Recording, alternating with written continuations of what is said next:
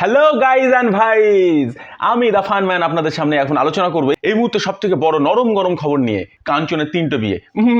এই মুহূর্তে সব থেকে গরম খবর হলো, যারা যারা ব্যায়াম করতে ইচ্ছুক, প্রতিদিন জিমে যায়, তারা জিমে গিয়ে দেখছে সমস্ত জিমগুলো বন্ধ করে দিয়ে জিম মালিকরা জিমে তালা দিয়ে চলে গিয়েছে।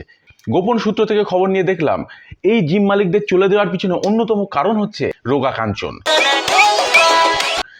গত 5-6 বছর ধরে যারা জিম করে বডি টডি বানিয়েছিল, তারা একসাথে সবাই জিমে গিয়ে 5 বছরের টাকা একবারে ফেরত চাইছে। তারা বলছে যে আমরা এত বডি বানিয়ে একটা বিয়ে করতে পারলাম না। আরে বিয়ে তো কি, একটা গার্লফ্রেন্ড জোটাতে পারলাম না? দাঁত উঁচু, খেঁদি, বুচি, কালো, মাথায় চুল কম, যেমনই হোক না কেন, যে যাকে নিয়ে এবছর সরস্বতী পুজোয় ঘুরতে যাওয়া যেত।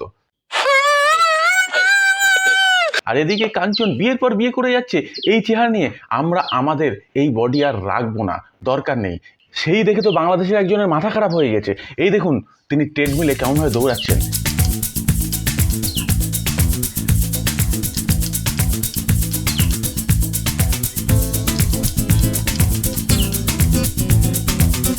कौन है ये लोग? कहां से आते हैं?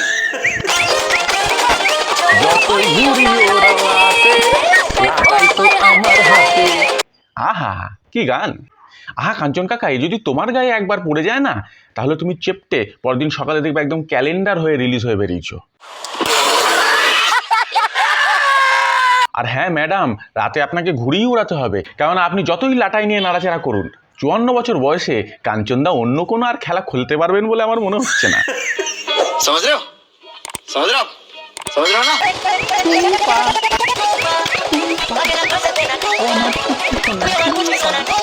টুম্পা, ও কাকা এখনো টুম্পা টুম্পা করে যাচ্ছ। কাকা ভেবো না এটা কোনো সাধারণ গ্যাপ, এটা একটা জেনারেশনের গ্যাপ না, 27 বছর, 3খানা জেনারেশনের গ্যাপ।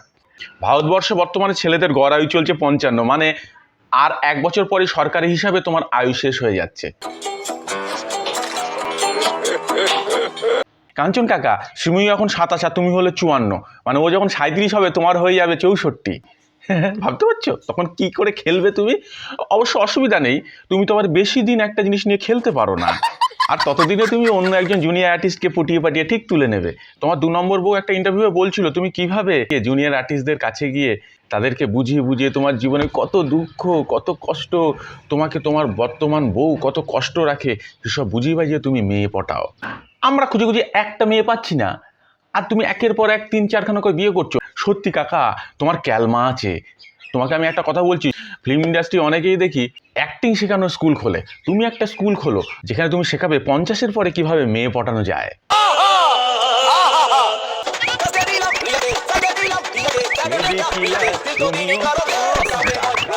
কাঞ্চন কাকা, তুমি হলে আসল লেডি কিলার। আরে দেবজিৎ এসব তো বাচ্চা ছেলে, এরা হলো রিলের হিরো, আর তুমি হলো রিয়েল হিরো। তুমি সানডে, মন্ডে, টুইসডের ব্যবস্থা করে নিয়েছো, জানি বাকি সপ্তাহ রাত 4 দিনের জন্য ব্যবস্থা করে নেবে। ও কাকু, আমি আর বিয়ে করবে না কাকু বললেই তো আর হবে না।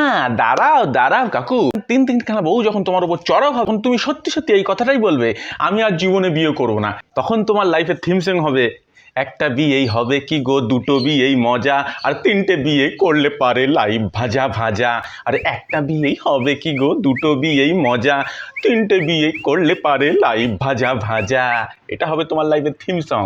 একটু ওয়েট করে যাও কাকা। আমি সমস্ত অবিবাহিতদের পক্ষ থেকে মনে করি কাঞ্চন হচ্ছে আমাদের মতো অবিবাহিতদের জন্য এক অন্যতম শত্রু, যারা আমাদের জন্যে মেয়েদের রেশিও কমিয়ে দিচ্ছে।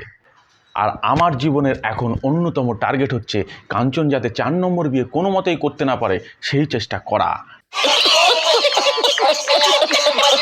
তাহলে সবাই মনে রাখবেন আমার মন্ত্রটা, একটা বিয়েই হবে কি গো, 2টো বিয়েই মজা, 3টে বিয়ে করলে পারে লাইফ ভাজা ভাজা, 3টে বিয়ে করলে পারে লাইফ ভাজা ভাজা। তাহলে সবাই ভালো থাকবেন, টাটা।